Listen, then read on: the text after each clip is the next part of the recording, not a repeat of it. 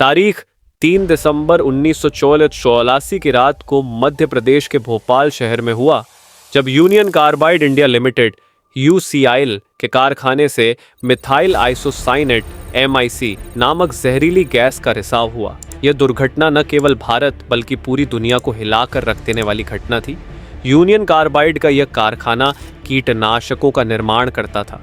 इसमें methyl isocyanate MIC का इस्तेमाल कीटनाशक बनाने के लिए किया जाता था। MIC अत्यंत खतरनाक और जहरीली गैस होती है। कारखाने में सुरक्षा मानकों की अनदेखी की वजह से लंबे समय से दुर्घटना की संभावना बनी हुई थी, लेकिन इसे गंभीरता से नहीं लिया गया। 2 दिसंबर 1984 की रात करीब 12:30 बजे प्लांट के टैंक नंबर 6610 में अत्यधिक दबाव और तापमान की वजह से मिथाइल आइसोसाइनेट गैस का रिसाव होना शुरू हो गया। कारखाने में लगे सुरक्षा उपकरण खराब थे और गैस का रिसाव रोकने के लिए कोई ठोस इंतजाम नहीं था। देखते ही देखते यह गैस हवा में फैल गई और आसपास के रिहायशी इलाकों में पहुंच गई।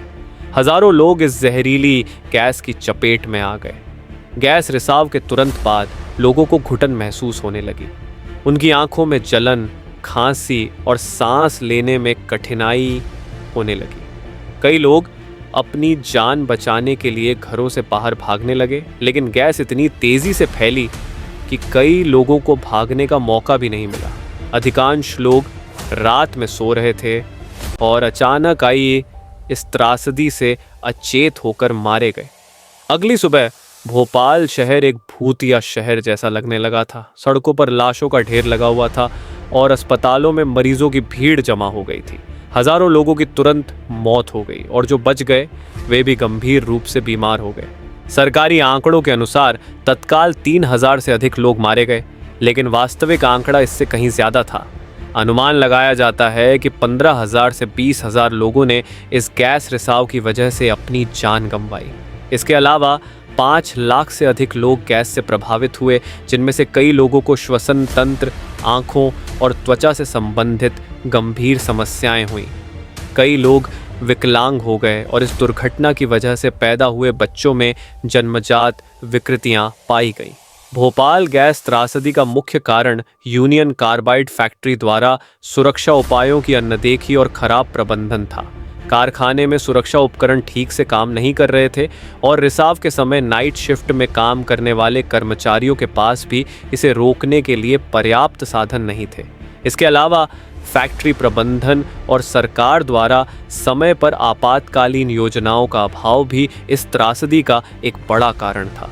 घटना के बाद यूनियन कार्बाइड और उसकी मात्र कंपनी पर मुकदमे दर्ज किए गए।